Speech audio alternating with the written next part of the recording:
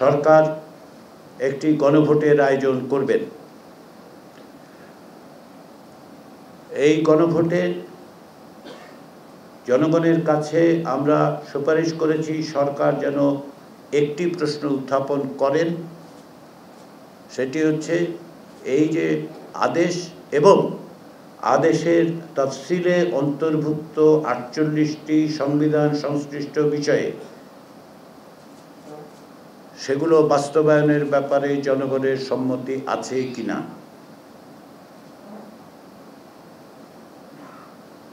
আমরা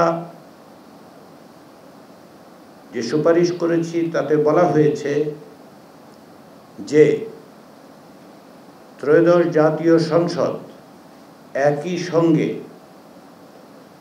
সংবিধান সংস্কার পরিষদ এবং জাতীয় সংসদ হিসাবে কার্যকর থাকবে।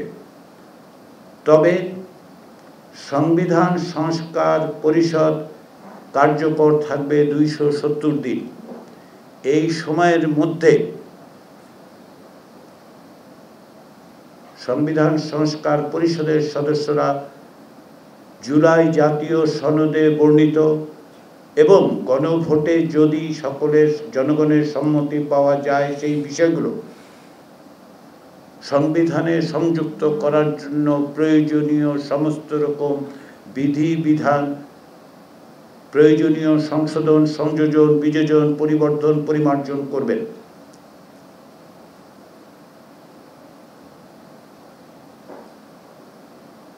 এরপরে যেটা আমরা বলেছি সেটি হচ্ছে একটি অন্যতম বিষয় হচ্ছে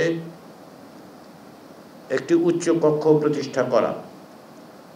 সংবিধান সংস্কার কমিশন এবং জাতীয় ঐকমত্য কমিশন এবং নির্বাচন ব্যবস্থা সংস্কার কমিশনের পক্ষ থেকে সুস্পষ্ট সুপারিশ ছিল ভোটের সংখ্যানুপাতে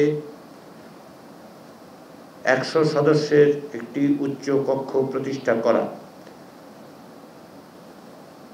সেই মোতাবেক যদি জনগণের সম্মতি পাওয়া যায় তবে জাতীয় সংসদ প্রতিষ্ঠার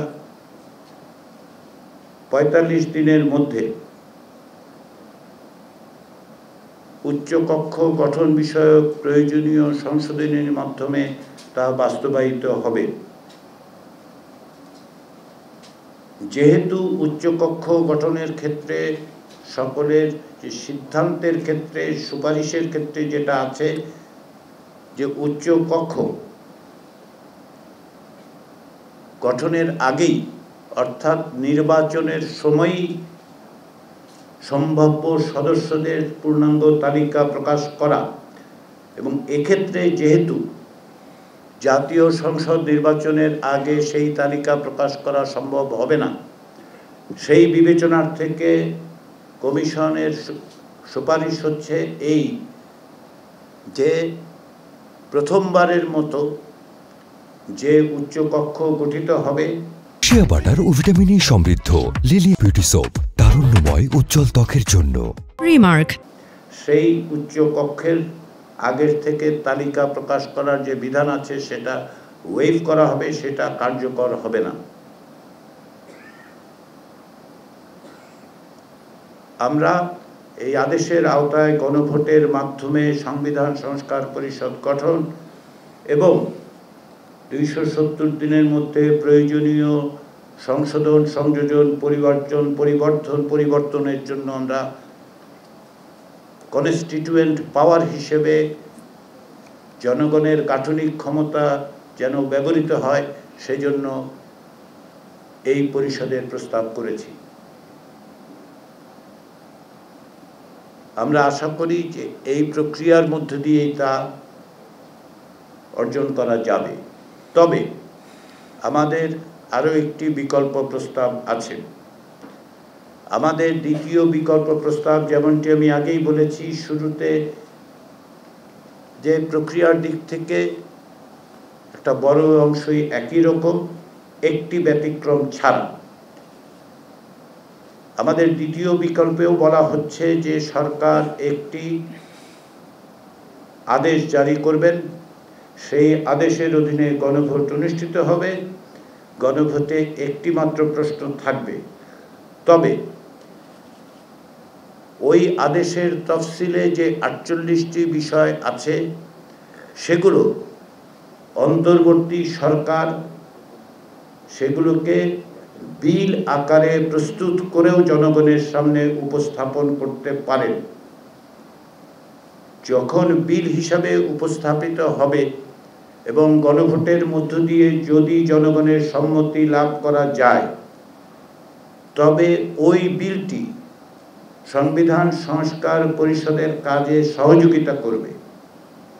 এটা কোনো অবস্থাতেই কেবলমাত্র তাদের গ্রহণের জন্য দেয়া হবে না, তাদেরকে দেয়া হবে এটি যেন তাদের কাজের সহযোগিতা করে। অর্থাৎ সংবিধান সংস্কারের জন্য যে পরিষদ তৈরি হবে, সেই পরিষদ জুলাই জাতীয় সনদের স্পিরিটকে ধারণ করে প্রয়োজনীয় সংবিধানের প্রয়োজনীয় সংশোধন, সংযোজন, পরিবর্তন করতে পারবেন। তবে এই বিল যেহেতু জনগণের দ্বারা যদি অনুমোদিত হয়, তবে এটি তাদের সাহায্য করবে। এই বিলগুলো, অর্থাৎ এই বিলটি, এই যে প্রয়োজনীয় সংশোধনের, সংযোজনের যে বিষয়গুলো জনগণের দ্বারা সম্মত হবে, যদি সংবিধান সংস্কার পরিষদ 270 দিনের মধ্যে তাদের দায়িত্ব সম্পাদন করতে না পারেন, তাহলে গণভোটে পাশ হওয়া বিলটি স্বয়ংক্রিয়ভাবে, অর্থাৎ আপনা-আপনি সংবিধানের সংশ্লিষ্ট অনুচ্ছেদগুলোকে প্রতিস্থাপন করবে। 270 দিনের দায়িত্ব পালনের পর সংবিধান সংস্কার পরিষদ তার কার্যক্রম সমাপ্ত করবে।